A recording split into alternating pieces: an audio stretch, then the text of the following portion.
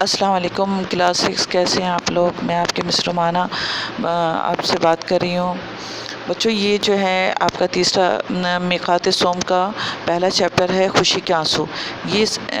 یہ عید آنے والی ہے اور یہ سبق جو ہے میں نے اسی لیے سلیکٹ کیا ہے تاکہ اس کو پڑھ کر کے آپ لوگ بھی کچھ سبق سیکھیں اس سے۔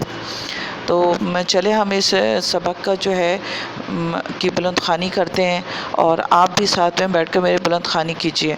اس کے بعد ہم مشکل الفاظ اس کی تشریح کریں گے، مشکل الفاظ کی بھی کریں گے اور الفاظ معنی اور سوال جواب کی طرف آتے ہیں۔ تو پہلے ہم کرتے ہیں بلند خوانی پہلے چیپٹر کی۔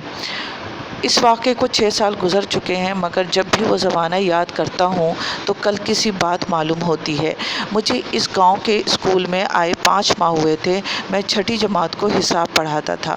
میری جماعت میں 40 شاگرد تھے، سب کے دل لگا کر دل لگا کر پڑھنے والے بچے۔ میں بھی ان کو دل و جان سے پڑھاتا تھا اور بہت خوش تھا۔ اس گاؤں کے لوگوں کی مالی حالت اچھی نہ تھی۔ بچے بھی پھٹے پرانے کپڑے پہن کر اسکول آتے، بلکہ بہت سے بچوں کے کپڑوں پہ تو جگہ جگہ پیوند بھی لگے ہوتے تھے۔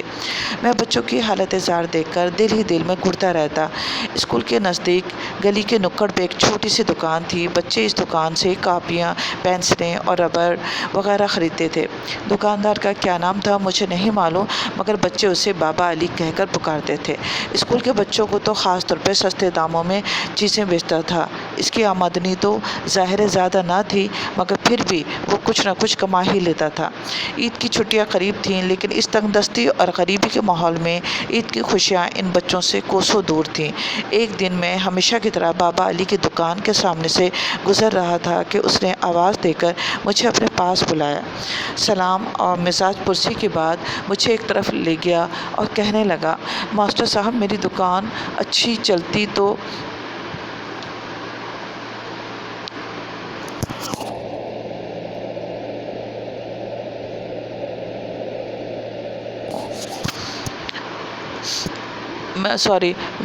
اچھی چلتی تو میری خواہش تھی کہ اسکول کے سب بچوں کے لیے نئے کپڑے بنوا دیتا، مگر آپ کو دکان کی حالت تو اچھی طرح معلوم ہے۔ اب عید بھی نزدیک ہے، میرے پاس 40 روپے ہیں۔ میں چاہتا ہوں کہ آپ کسی غریب بچے کے لیے ان پیسوں سے نئے کپڑے بنا دیں تاکہ کسی کو خبر نہ ہو کہ یہ بابا علی نے بنوائے۔ بچوں یہ کیا ہے کہ یہ اس میں بابا نے جو ہے 40 روپے دیے۔ اس کے بعد وہ استاد جو تھے وہ لے کر آئے، وہ سوچتے رہے کہ کیا کرنا چاہیے کہ سارے بچے غریب ہیں، پریشان تھے۔ تو وہ کلاس میں آئے، آ کر کے انہوں نے بابا علی کے پیسوں کا ذکر کیا۔ تو سب بچوں میں سے جو مانیٹر تھا اس نے کیا کہا کہ ہم سب کیا کرتے ہیں قرار اندازی کے ذریعے نام نکالیں گے، دینا تو ایک ہی کو ہے نا، تو ہم ایسا کرتے ہیں سب بچوں کے نام قرار اندازی کے ذریعے نکالیں گے۔ یہ میں آپ کو پورے سبق کا جو ہے خلاصہ بتا رہی ہوں۔ آپ کو کیا کرنا ہے، پورا سبق پڑھنا ہے۔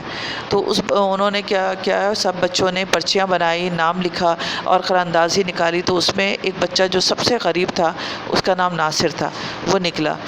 اچھا ناصر بہت زیادہ خوش تھا، وہ خوشی وہ پیسے لے کر چلا گیا عید کے کپڑے بنانے کے لیے۔ تو بعد میں ماسٹر نے تمام پرچیوں کو کھول کر دیکھنا شروع کیا۔ تو اس پرچی میں کیا تھا کہ وہ سب بچوں نے اتنی بڑی قربانی دی تھی، حالانکہ سب بچے غریب تھے، سب بچوں کو ضرورت تھی، لیکن آپ دیکھیں بیٹا کہ انہوں نے اپنے اس محبت، اپنے کلاس فیلو کے اثار قربانی دیا۔ کیا کیا کہ اپنی خواہش کو مار کر کے کیا کیا اس بچے کے لیے کیا جو ان سے بھی غریب تھا۔ وہ سب بچوں نے ایک ہی نام پرچی میں لکھا، وہ ناصر لکھا، اور اس میں سے وہ پرچی جو ہے ناصر کے نام کا نکل گیا۔ تو وہ ماسٹر صاحب سوچنے لگے کہ کتنے پیارے، یعنی ان بچوں سے انہوں نے سبق سیکھا کہ ان بچوں کے اندر کس قدر اثار اور قربانی ہے۔ غریب کے بچے گاؤں میں رہتے ہیں، زندگی یہاں گزاری ہے، ان کو کوئی اتنا پہننے اوڑھنے کا، کھانے پینے کا بھی شعور نہیں، لیکن کیا ہے ان کا جذبہ کتنا بڑا ہے۔ تو اس سبق سے آپ کو بھی سبق سیکھنا چاہیے کہ آپ کا جذبہ، آپ کی قربانی کا جذبہ بلند ہونا چاہیے، ٹھیک ہے۔ اچھا اب ہم آتے ہیں الفاظ معنی کی طرف۔ کیا ہے، حالت زار خراب حالت، تنگ دستی غریبی، کوسوں میلوں، پیوند جوڑ، بیک آواز ایک آواز، اچھا تجویز مشورہ، بے خیالی، بغیر سوچے سمجھے، قرار اندازی، کسی کام یا انعام، سرگوشی، کان میں بولنا۔ اچھا، اس کے بعد سوال بھی میں نے کروائے ہیں، بابا علی کون تھے، انہوں نے ماسٹر صاحب سے کیا کہا، ابھی میں نے آپ کو بتایا ہے، یہ اس پہ لکھا ہوا ہے، آپ اس کو دیکھ کر کے آپ لکھ لیجئے گا۔ اچھا، جماعت کے مانیٹر نے کیا مشورہ دیا، یہ سوال نمبر 2۔ سوال نمبر 3 کیا ہے، بچوں نے ناصر کی مدد کس طرح کی، وہ بھی میں نے اس پہ لکھ دیا ہے۔ ماسٹر صاحب نے اپنے طلبہ سے کیا سیکھا، اظہار قربانی کا جذبہ سیکھا۔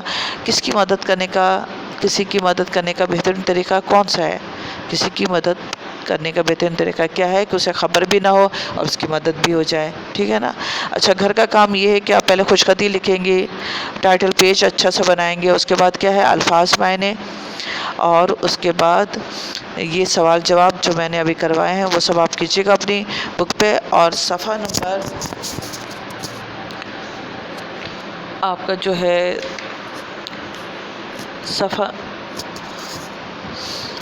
صفحہ نمبر ہے آپ کا 42۔